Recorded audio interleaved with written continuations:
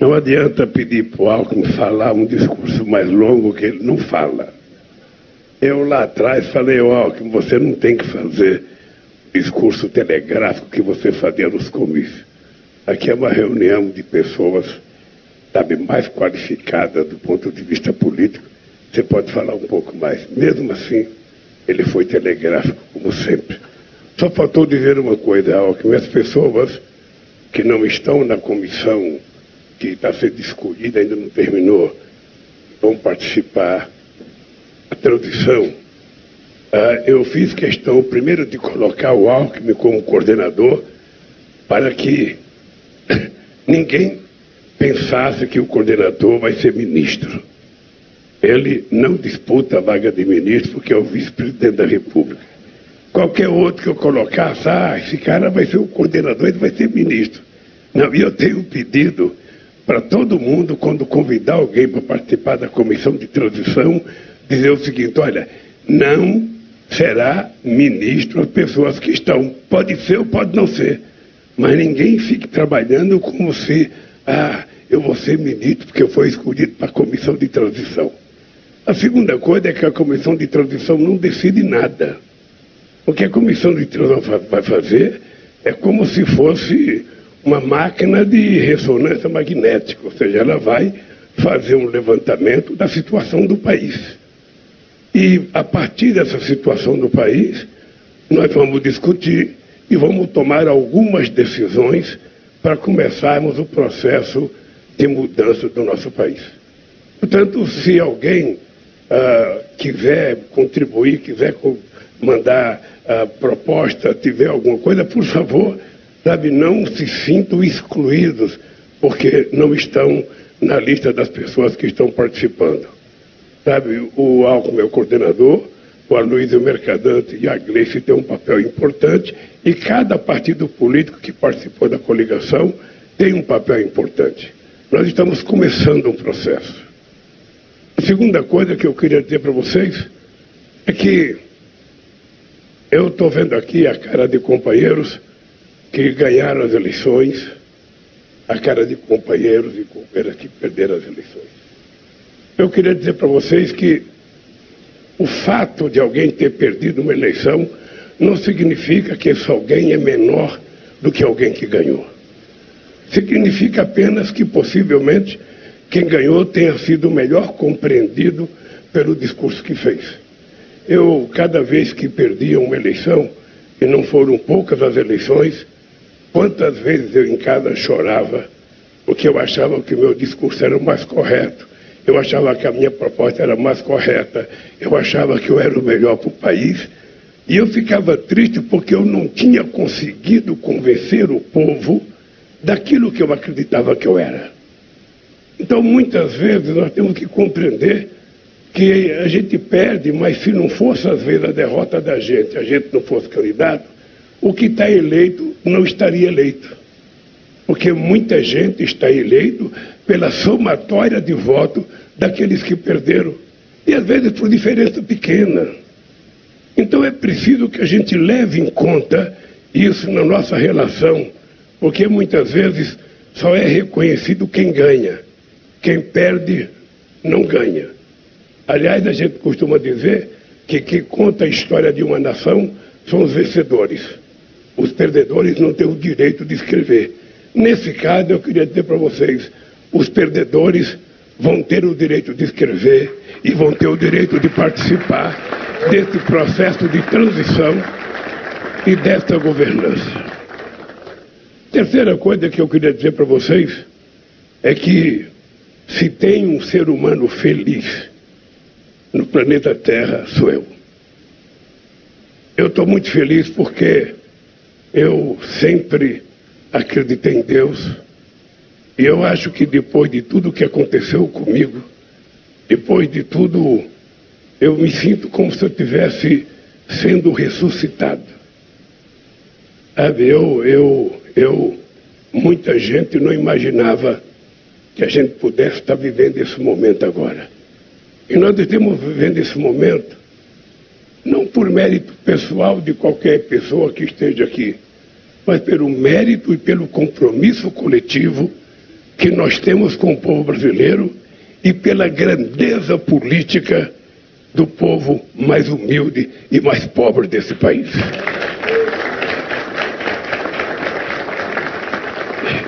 Isso significa que a gente não tem que ter vergonha de dizer que o nosso voto é o voto daquelas pessoas que mais necessitam. É daquelas pessoas que um dia viveram num país que tinha um governo que olhou para elas, que governou prioritariamente para elas, sem esquecer da responsabilidade da participação de outros segmentos da sociedade. E às vezes eu não fico chateado quando algumas pessoas não compreendem, ou seja, quem nasce no centro de Salvador, quem nasce no centro de Recife, quem nasce no centro de São Paulo, quem já nasce no asfalto, com luz elétrica, com água encanada, sabe, não tem noção do que é fazer política para o povo pobre nesse país. As pessoas não têm noção do significado, sabe, de uma cisterna. Parece uma coisa trivial para quem tem água encanada, quem lava a calçada com a torneira com água potável, quem lava carro com água potável, sabe? Parece bobagem. Por que fazer 1.400.000 cisternas? O que se interessa a economia brasileira? O que isso representa para o PIB? A gente não pensa no PIB quando a gente faz isso. A gente não pensa na economia ou na macroeconomia. A gente pensa na sobrevivência da espécie humana que o Estado tem a obrigação de cuidar e dar a possibilidade da igualdade de condições para as pessoas. E eu acho que vocês e os milhões de brasileiros que votaram outra vez, votaram por conta disso. Votaram porque vocês acreditam que, embora a gente tenha que governar para todos, a gente tem que tratar prioritariamente as pessoas mais necessitadas. A gente tem que discutir o mundo do trabalho. Você não pode viver num mundo, sabe, em que os trabalhadores parece que são microempreendedores, mas que trabalham como se fossem escravos, sem nenhum sistema de seguridade social para protegê-los no infortúnio. Os empresários que ficaram chateados porque nós falamos que vamos rediscutir a legislação trabalhista, a verdade é que nós vamos ter que discutir a relação capital e trabalho no século XXI. Quem é empresário sério, quem é sindicalista sério, sabe que a gente não poderia ficar no século XXI tratando apenas da lei feita em 1943. Mas a gente também não pode abdicar daquilo que era conquista e que dava segurança ao ser humano mais humilde. Alguns direitos que foram tirados dos trabalhadores. Parece pouco, mas a reforma na aposentadoria fez com que um trabalhador que receberia normalmente R$2.000 vai receber R$1.300 agora. Parece pouco que uma mulher que poderia receber R$2.000 de pensão do marido vai receber metade disso. Ora, por que as pessoas são levadas a sofrerem por conta de garantir a tal da estabilidade fiscal nesse país? Por que toda hora as pessoas falam é preciso, sabe, cortar gasto? É preciso fazer superávit. É preciso fazer teto de gasto. Por que as mesmas pessoas que discutem com seriedade o teto de gasto não discutem a questão social desse país? Por que o povo pobre não está na planilha da discussão da macroeconomia? Por que a gente tem meta de inflação e não tem meta de crescimento? Por que a gente não estabelece um novo paradigma de funcionamento nesse país? Eu quero dizer para vocês que a única razão que eu tenho de voltar a exercer o cargo de presidente é tentar restabelecer a dignidade do nosso povo. E a prioridade zero, outra vez, O mesmo discurso que eu disse em dezembro de 2003 e 2002. O mesmo discurso. Não tem que mudar. Não tenho que mudar uma única palavra. Eu quero dizer para vocês, se quando eu terminar esse mandato, cada brasileiro estiver tomando café, estiver almoçando e estiver jantando, outra vez eu terei cumprido a missão da minha vida.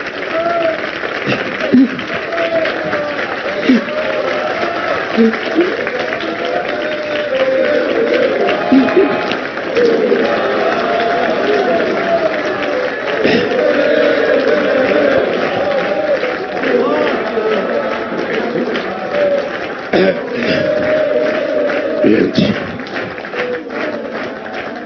desculpem,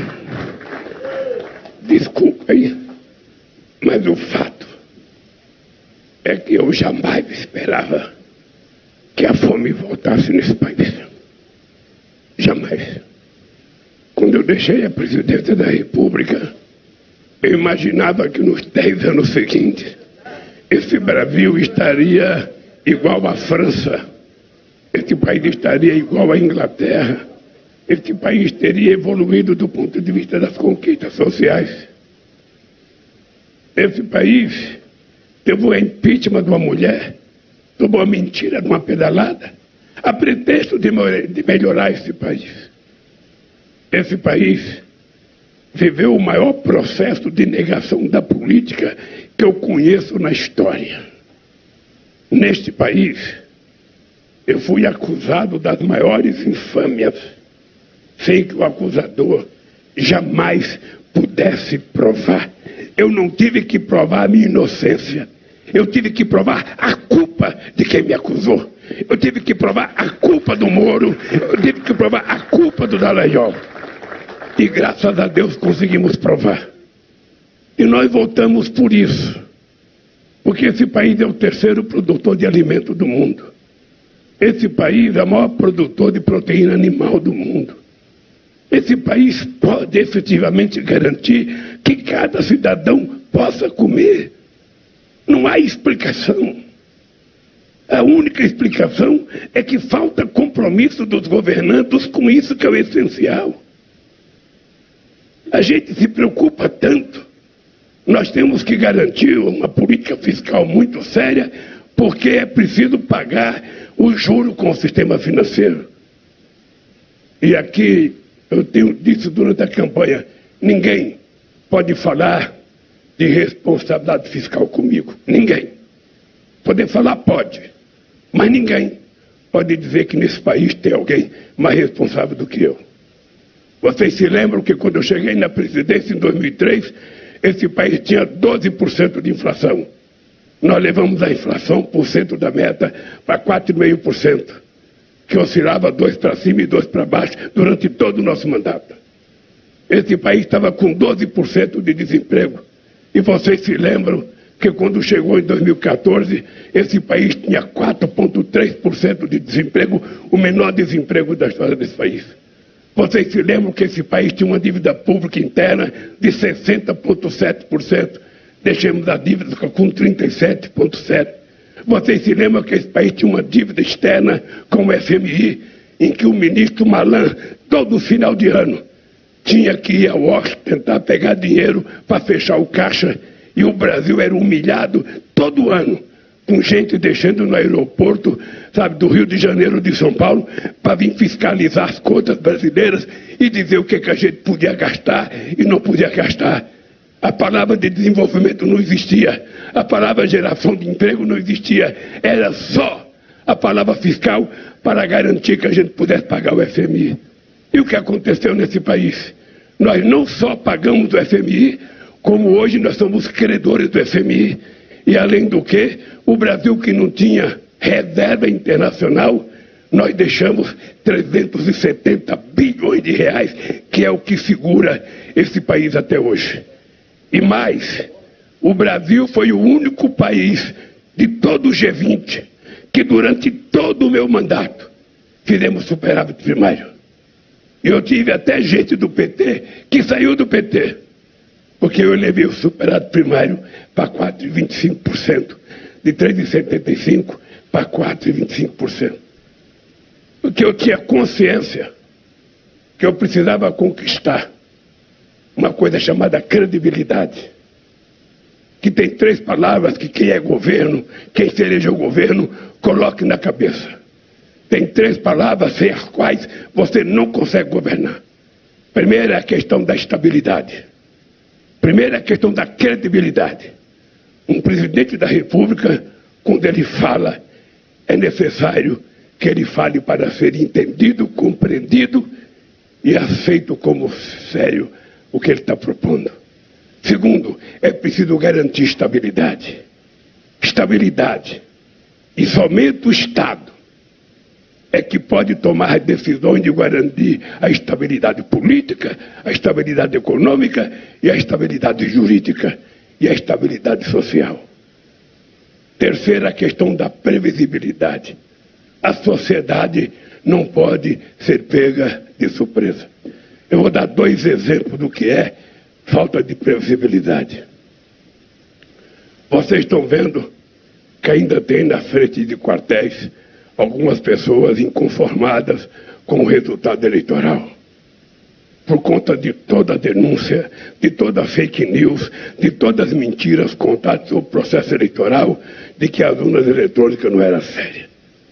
Eu me reporto ao Saddam Hussein, dizendo que tinha que enfrentar os Estados Unidos, porque os Estados Unidos diziam que ele tinha armas químicas e ele não tinha coragem de dizer que não tinha armas químicas. E ontem aconteceu uma coisa humilhante, deplorável para nossas Forças Armadas.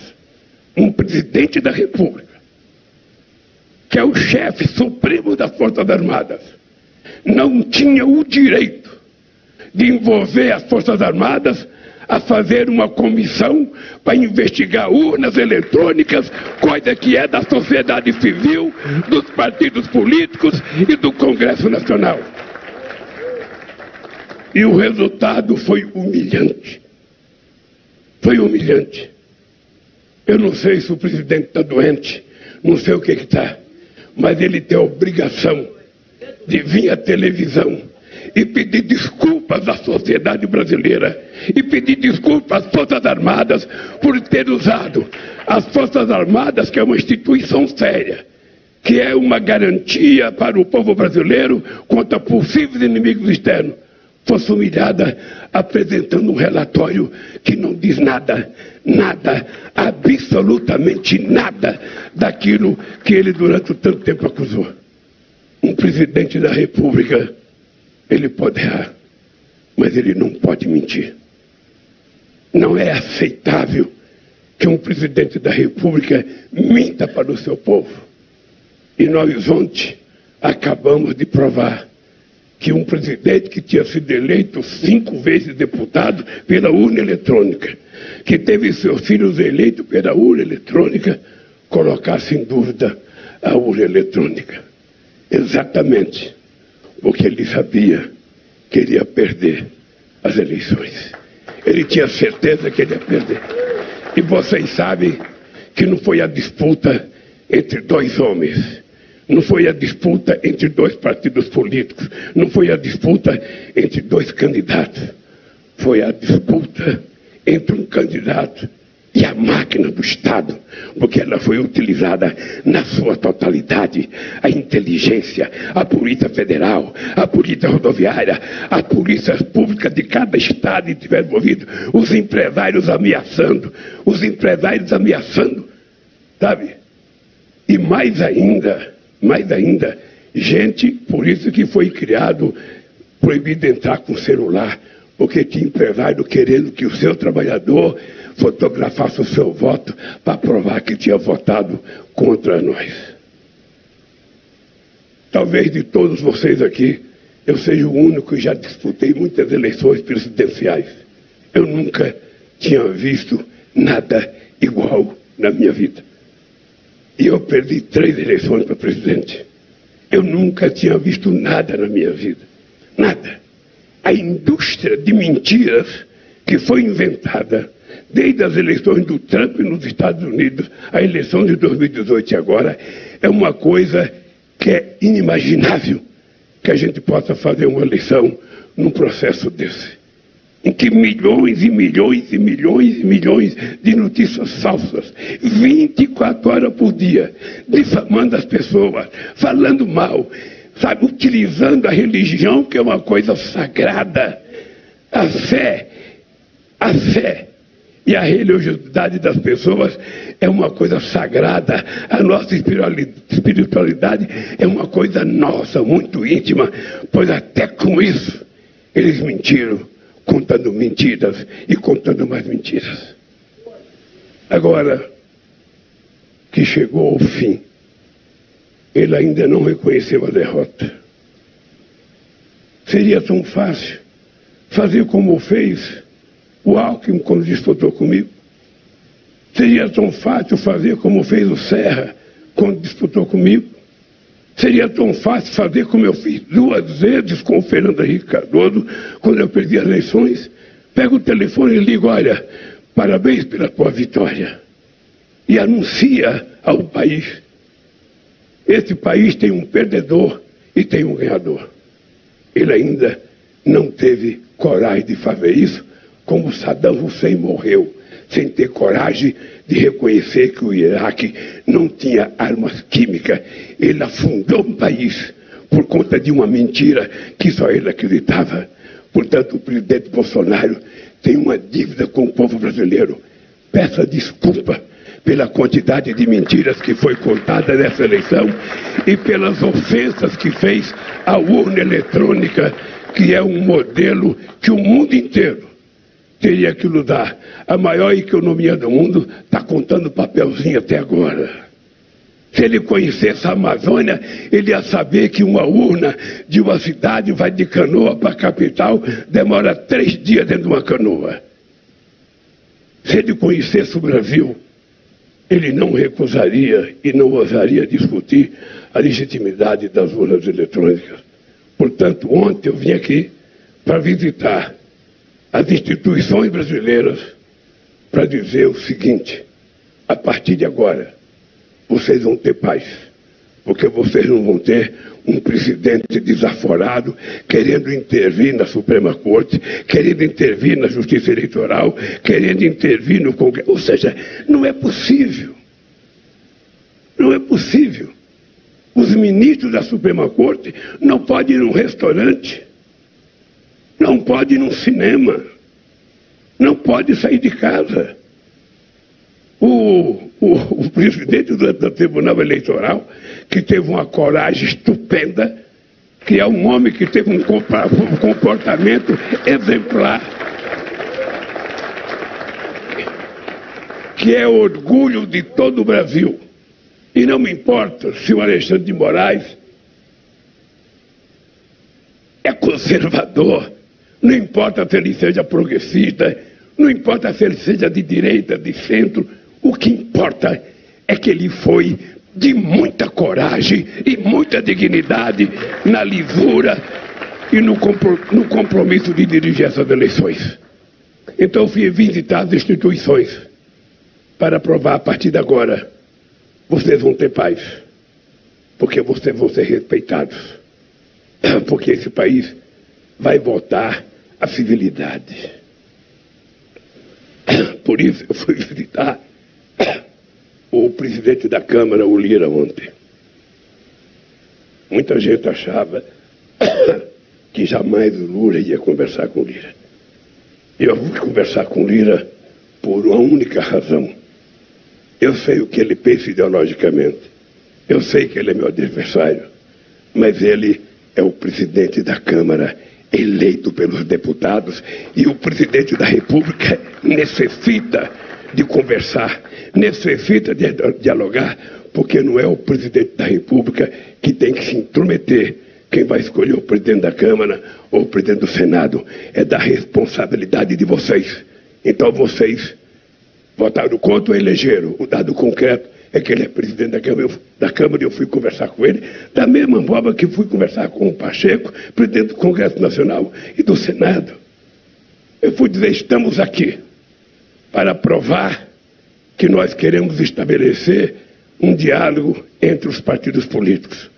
Não venham me dizer, mas e você vai conversar com o Centrão? Eu não vou conversar com o Centrão, eu vou conversar com deputados e deputadas eleitas por partidos políticos que se uniram em determinadas circunstâncias desde a Constituinte. E as pessoas não são obrigadas a concordar comigo. As pessoas não são obrigadas a votar no projeto que eu quero, porque eu penso que é bom. Eu não acho que é errado um deputado querer fazer uma emenda num projeto do governo. O que eu acho errado é o governo achar que ele é tão sabido, que ele é capaz de fazer uma medida provisória que não tenha defeito e que ninguém queira fazer algum reparo. Então nós vamos provar que o nosso governo vai ser o governo do diálogo. Vai ser um governo que vai conversar com as instituições, que vai conversar com o Congresso Nacional e com a Câmara, independentemente de que partido o cidadão tenha sido eleito ou a cidadã. Vamos conversar com cada governador, independentemente do partido que ele foi eleito. Não quero saber se ele gosta de mim ou não gosta de mim. Eu quero saber que ele é governador e foi eleito pelo voto do povo do seu estado, portanto tem que ser tratado com a mesma deferência daqueles que votaram em mim e daqueles que trabalharam para mim. É assim que a gente precisa governar. Mas eu tenho que conversar com o movimento social. É preciso conversar com o movimento sindical. É preciso conversar com as mulheres. É preciso conversar com o povo negro. É preciso conversar com os indígenas. É preciso conversar com as pessoas que lutam todo um santo dia para levar o pão para casa. E o presidente da República tem que conversar. Eu não vou andar, vou andar todos os estados e vocês vão ver que não vai ter uma motociata, mas vai ter muitos abraços, vai ter muita conversa, vai ter muito compromisso com o povo, porque eu sei da minha responsabilidade. Eu disse durante a campanha, só tem sentido eu voltar a ser presidente se for para fazer mais do que eu fiz no primeiro mandato. E eu sei o que o povo pensa. Eu sei. Vocês sabem quando um time está ganhando de 4-0 no primeiro tempo e os torcedores estão todos satisfeitos, rindo, aplaudindo, imaginando que vai ser mais 4 no segundo tempo. E quando chega no segundo tempo, os adversários marcam 4 e empata. Ou seja, você sai com amargor de derrota. Se eu fizer apenas a mesma coisa que eu fiz no primeiro mandato, vai ter o gosto de empate. Vai ter o gosto de derrota, vai ter o gosto de perda. Isso não vai acontecer. Isso não vai acontecer. Quero dizer para os meus companheiros deputados, para minhas companheiras deputadas, para os meus companheiros senadores e senadoras, eu estou com 77 anos de idade, mas quero dizer para vocês que pouca gente de 30 está com a energia e com a tesão que eu estou para governar esse país e para tirar esse país da situação em que ele ficou. Eu digo isso todo dia porque eu quero ser cobrado. Eu não quero um tapinha nas costas. Amigo é aquele que vem e fala a verdade para você. Errou, cobra. Fez coisa errada, cobra. Porque senão a gente não acerta. E é assim que eu quero governar esse país. Eu quero pagar uma dívida social que todos nós temos com o povo brasileiro. Não é só o Estado, somos nós. Nós que tomamos café de manhã, nossos filhos que tomam café de manhã, nós que podemos ir num shopping, nós que podemos comprar o que a gente quiser para comer, nós temos uma dívida. Nós temos que estender a mão para trazer essas pessoas que não tiveram. E não são porque elas são burras, que muita gente pensa, eles são burros. Eles não estudaram, eles não sei das contas. Não, eles não são burros. Eles não tiveram a oportunidade que nós tivemos. Eles não tiveram a possibilidade de ter acesso a uma profissão. Esse país não acreditava na educação. Esse país não acreditava na educação. Eu digo em todo debate, o Peru teve a sua primeira universidade em 1554. E o Peru foi descoberto 8 anos antes do Brasil. Em 1554 ele já tinha... O nosso país foi ter a primeira em 1920. Não porque o governo estivesse preocupado com a educação do povo, é porque o rei da Bélgica ia visitar o Brasil e precisava receber um título de doutor honoris causa. Então eu tenho orgulho. Eu e o Zé Alencar, 2 quase que analfabetos, passamos para a história como os 2 homens que mais investiu em educação nesse país. Mas a dívida nossa é muito grande com a educação. Agora mesmo a gente está vendo milhões de crianças pobres, que não têm celular, que não têm computador, que não têm acesso à internet por conta da pandemia, voltaram para a escola menos sabidos do que estavam. E nós precisamos fazer uma verdadeira revolução para recuperar a capacidade, sabe, do aprendizado dessas crianças. Então, o nosso compromisso é muito simples. É reconstruir esse país. A democracia está de volta. A civilidade está de volta. Esse povo vai ser ouvido. Esse povo vai ter o direito de dar palpite naquilo que nós temos que fazer. Quero dizer para vocês que as empresas públicas brasileiras serão respeitadas. A Petrobras não vai ser fatiada.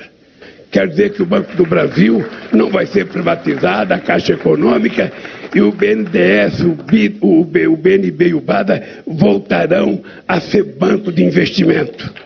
Banco de investimento, inclusive para pequenos e médios empreendedores. Porque muita gente, ou de má fé, ou por esquecimento, esqueceu de dizer que foi no nosso governo que nós criamos a Lei Geral da Pequena e Média Empresa e que foi no nosso governo que nós criamos o Simples. E que foi no nosso governo que a gente fez o maior financiamento da securitização da dívida dos agricultores brasileiros, 89 bilhões de reais na medida provisória 452 de 2008. Então, quando as pessoas falam, mas os ruralistas estão com bronca, eu quero conversar para saber por que a bronca. Por que a bronca? Porque no nosso tempo, um empreendedor do agronegócio comprava um trator por 2 ou 3% de juros ao ano. Hoje está pagando 18%.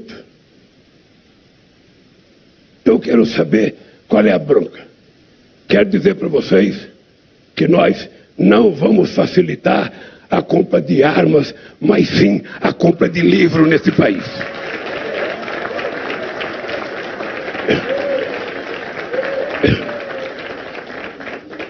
E vamos mudar alguns conceitos nesse país. Muitas coisas que são consideradas como gasto nesse país, nós temos que passar a considerar como investimento. Não é possível que se tenha cortado o dinheiro da farmácia popular em nome de que é preciso cumprir a meta fiscal. Cumprir a regra de ouro. Sabe qual é a regra de ouro desse país?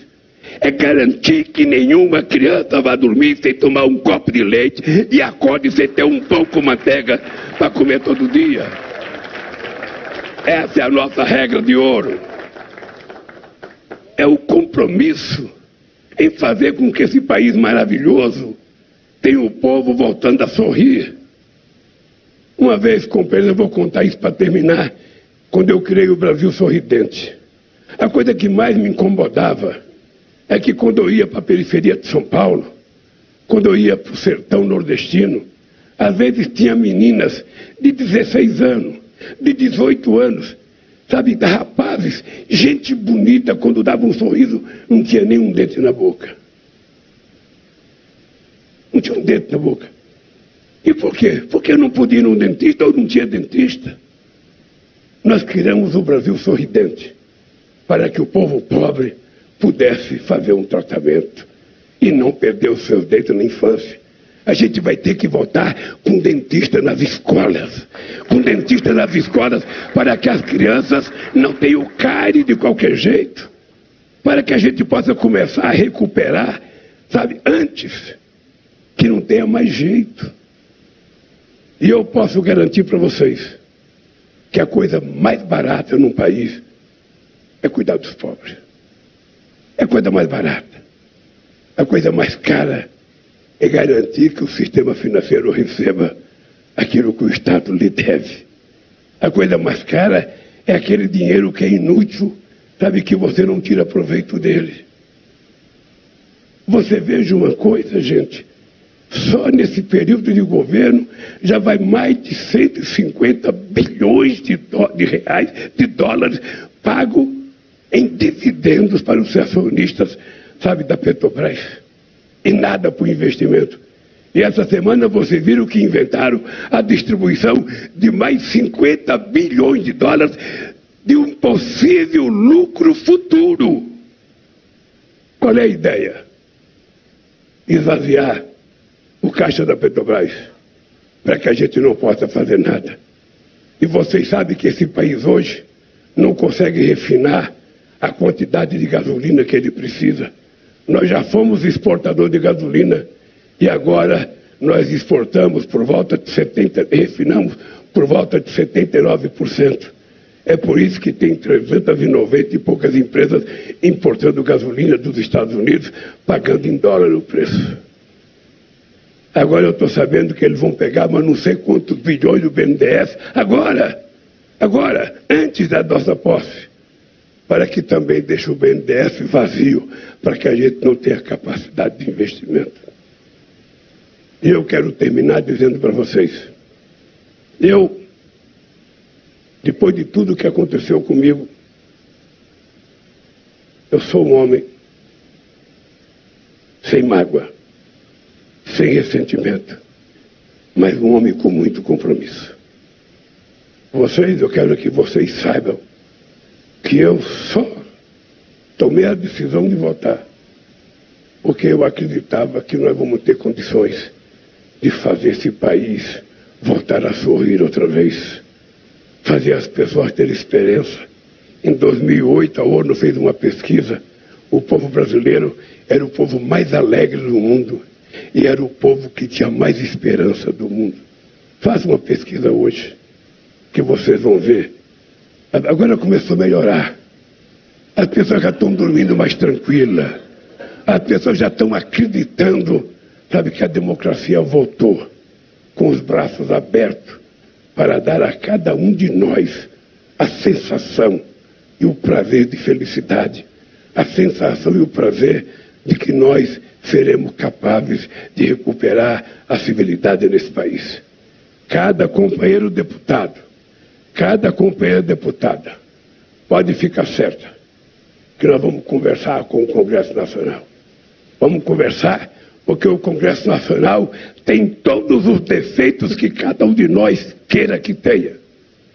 Mas esse país já foi muito pior quando a gente não tinha Congresso Nacional, que ele tinha sido fechado. É melhor um debate caliente, um debate nervoso das divergências nossas, do que o silêncio profundo do medo da baioneta que esse país já experimentou. Lamentavelmente, Alckmin, tem gente, uma minoria que está na rua pedindo. Ele não sabe nem o que pede, mas estão pedindo. Eu, se pudesse dizer para essas pessoas, voltem para casa. Democracia é isso, um ganha, o outro perde. Um ri, o outro chora. É assim em qualquer esporte, é assim em qualquer política. Quantas vezes eu chorei porque perdi? Quantas vezes cheguei em casa achando que tudo tinha acabado para mim? E hoje eu descubro que uma derrota é apenas um incentivo para eu me preparar melhor para outra disputa eleitoral. Então, se vocês estiverem ouvindo pela internet, voltem para casa. Não sejam violentos com crianças. Não sejam violentos com quem pensa diferente de vocês. Vamos respeitar quem não é igual a gente. Vamos respeitar quem não pensa como nós pensamos. Vamos respeitar quem não gosta da música que nós gostamos. Vamos respeitar quem não gosta do candidato que nós gostamos. A democracia é isso. É a gente viver democraticamente na diversidade. Eu não peço para ninguém gostar de mim. Eu só peço para as pessoas respeitem o resultado eleitoral, porque nós vencemos as eleições e vamos recuperar esse país. E vou precisar muito de vocês. Vou precisar muito de cada um de vocês. Portanto, um abraço.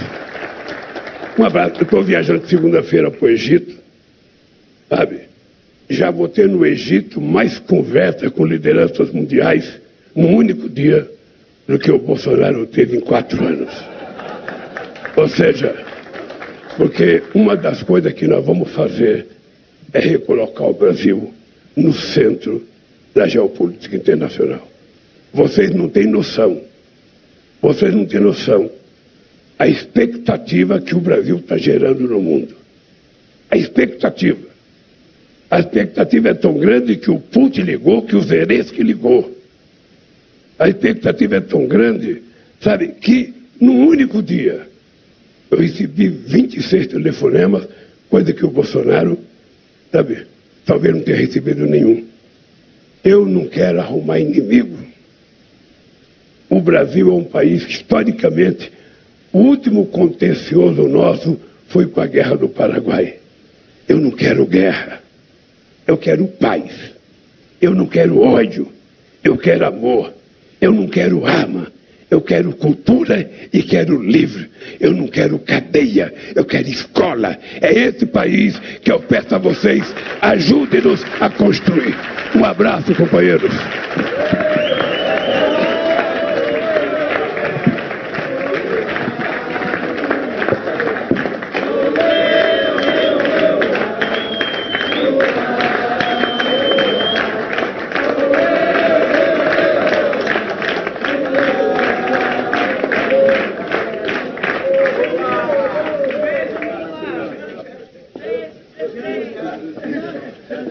Agradecendo a presença de todas e de todos, bom dia.